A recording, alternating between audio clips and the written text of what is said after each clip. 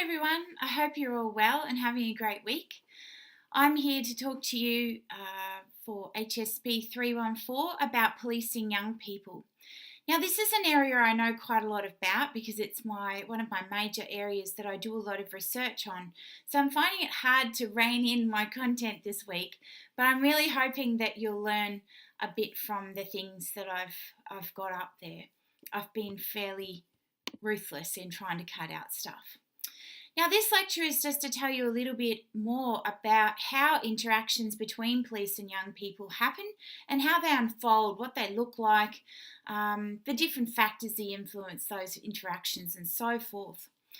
Now, what type of young people are we talking about when we talk about policing young people? Well, one of the main groups that we see coming into contact with police, as you would have already read on the Milo site this week, is those young people who we consider to be at risk. These young people have a whole range of different circumstances in their family environment and sometimes in their peer groups and so forth that lead to them being homeless or just not wanting to go home. So they spend a lot of time in public spaces and they are usually loud. They might get into a scuffle, they might steal lollies or whatever. All of these things will come to the attention of police, and then police are sometimes forced by the public to interact. Having said that, there's a lot of circumstances where police don't need to interact with young people. They're just literally sitting there and hanging around, but the police interact with them on the basis that they're somehow under suspicion of being involved in more nefarious activities. So one of the big ticket items is this notion of being at risk. And we've recently moved more towards looking at early intervention programs and general crime prevention programs with young people that try and help them so they don't come to the attention of police and end up in juvenile justice systems. But sometimes even these programs that are focused on helping young people can actually lead to more detection by police. And I've got an example here from a book, The Politics of Youth and Crime, which is really good. It demonstrates the context of behaviours that lead young people to be involved in different types of crime and therefore come into contact with police. So Jason, a 13-year-old, expresses his anger about a life-changing decision that he is unhappy with to a social worker by hitting the wall in the social work office with his fist. The social worker calls the police and Jason is taken to court for violent behaviour. So even though this young person hasn't actually had any contact with police, hasn't been involved in any crime at all, they're being detected by police as being part of one of these early intervention programs. So it's pretty important that we think about the impact those programs can have and the ways in which young people can have contact with police as a result. Most police situations will emerge, though, out of circumstances where young people are in public places. Although this differs across states and territories, so, for instance, the experiences young people in Tasmania have will be very different to what young people in the Northern Territory might have, for example. They're very similar experiences that young people have across those places. So it's typically happening in public places. It's things like arrests, move-ons, where they're excluded from a public area for 24 hours. It's details checks where they're saying, what's your name, where have you been for the last 24 hours, what's your current address, all of those types of things. It's general searches because, for instance, they might have seen a young person with a Sharpie, which in Brisbane it's a crime to carry a Sharpie because they've been used in vandalism and so forth, or graffiti. They're also subject to different fines. So if an officer comes across a young person and it's the fifth time a young person has had contact with police that day, they might start swearing at the officer. And because the swear words are being directed at the officer individually, then the young person gets a fine for offensive language. They'll see a young person in court when they're giving evidence against the young person, or alternatively if they're trying to support the young person so that they don't go to juvenile detention. There's also processes where police and young people come into contact through youth justice conferencing, and sometimes jurisdictions will have police referred conferencing in particular, and we have a process like that here in Tasmania. And of course, the early intervention projects that I was talking about before. There's a whole range of different factors which influence how police and young people interactions happen. Some of the more important ones that have been highlighted in the work of Rob White are the degree of cooperation that young people demonstrate when they're having interactions with police. The overall seriousness of the offence is fairly important. Sometimes police won't interact with the young person if the situation is considered to be not serious. They might just say, oh, look, don't do it again. Other times they will actually act if it's a more serious situation. Factors that are of less importance around these young people and police interactions are most certainly whether or not the police would have to do a lot of paperwork, but that has been found to be it's a significant factor which shapes what happens basically, and whether or not the police act. The social background of the young person makes a big difference, and if they're known to be coming from a household or a good home, for instance, so a good household, then they're less likely to be fined and so forth. Aspects of administration of criminal justice. If the police officers think, you know what, I don't have time for this, I've got 10 minutes left on my shift, they might, and the crime is not serious, they might choose to just do a warning and let the young person go. So how do these interactions unfold then between young people and police? I've got a couple of studies that I draw on to talk about this research. One of these is called Cop That, and that's from 2012, and it's specifically focusing on the interactions between Victorian young people and police. So one of the things that Cop That found was that personal experiences between young people and police were quite varied. They saw police when they came to their school. Sometimes the young person was an observer of a crime and they needed to give a witness statement. You can see quite few young people have been picked up for an offence by police. Young people most often saw them in the media. Quite a few young people were victims of crime and they went to the police for help. And quite a few young people also didn't have any interactions with police at all. Overall, in terms of how they were perceiving the experience that they had with police, the young people said that, about 35% of the young people said that it was positive, 29% of the young people said it was negative, and 29% of the young people said that the responses with police were fairly mixed. In terms of being an observer of a crime, these were again fairly mixed. Some young people said that police were quite heavy-handed. For others, it was just police intervention that came as a result of an offence or at the site of an offence that resulted in feelings of safety and admiration. So when they were heavy-handed, there have been times I've seen the police in action at the front of nightclubs, and sometimes the amount of force they use can seem a little bit excessive. I saw and overheard a policeman saying to a young person near my work nasty things like they were going to grow up to become a drug addict, you're just like your mum and dad. Others talked about things like, when I see them stopping someone doing the wrong thing, I feel safe. I feel happy that they're doing a good job. And some people say in the mall that I am in, they said someone got arrested for doing something wrong and it made me want to be a police officer. So there's a whole range of different experiences that come out of being an observer of a crime for these young people. There are a few different case studies. There was one young person that talked about how she often carried knives and was pulled up by police. And this young person says, that they were using their knives for a job. They were a chef. But the police officers were quite rude when they were conducting searches and so forth. I have no respect for police because they don't have respect for me.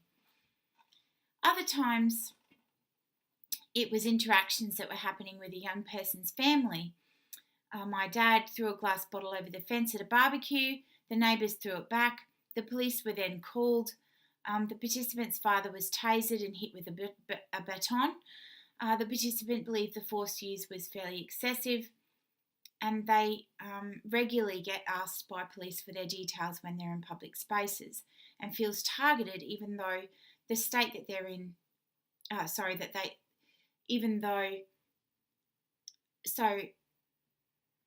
and they feel targeted by police even though they state that it's just a routine check. So it's the number of routine checks like this that can be really difficult for these young people. Some people just say they have police come up to them when they're in public spaces, and they're constantly worried about that even though they're not doing anything in public spaces, and they feel like it's unnecessary. Another person talks about how they were kicking a football around and riding on scooters, and the police came up to them and sort of said, you can't be in these areas doing those types of things, you need to go somewhere else. So it's a move on of sorts. One participant talked about how they were banned from a shopping centre for 3 months for spitting on the ground, which they believed was an excessive punishment. So this is some recent experiences, and these experiences are exactly the same as young people that happened maybe 10 or 15 years ago. We have a study that looks at it records statistical data about how young people interact with police and so forth. This is from 1992, but we genuinely don't have much statistical data that really gives us a picture of how this works. So most of the contact that happened between young people and police were during the afternoon and evening in malls and shopping centres, was fairly routine, information provisions, warnings, moving on, so forth. Other things that happened that were more serious were things like arrest, undertaking searches, issuing summons and cautions.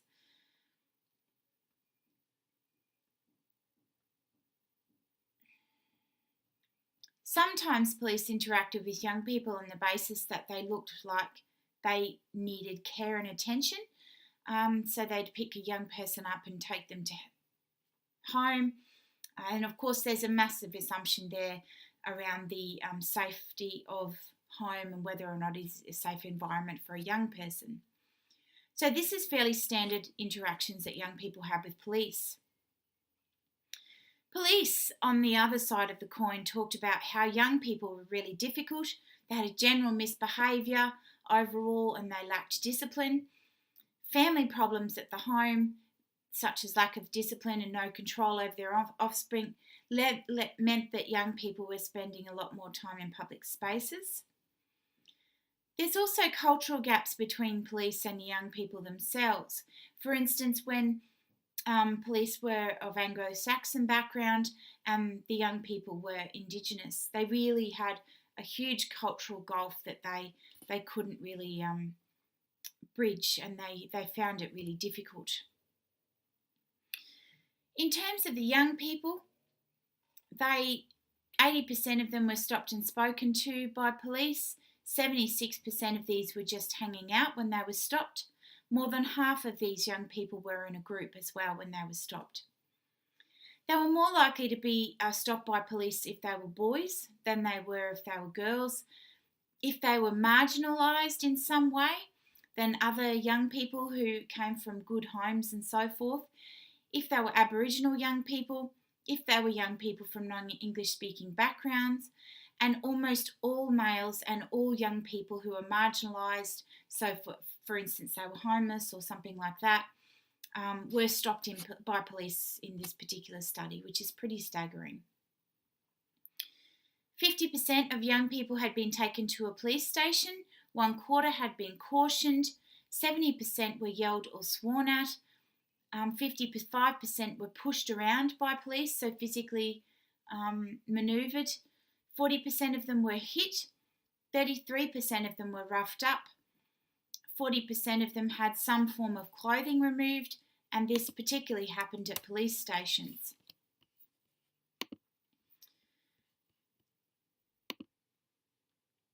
Police were more likely to be heavy-handed with young men, Aboriginal young people, and young people who are marginalised, so particularly homeless young people and so forth. Some groups of young people were considered to be more difficult than others for police. Street kids, gangs, and Aboriginal young people were top of the list when it came to these types of interactions with police. Other factors really influence these types of concerns, something we've already touched on the Milo site.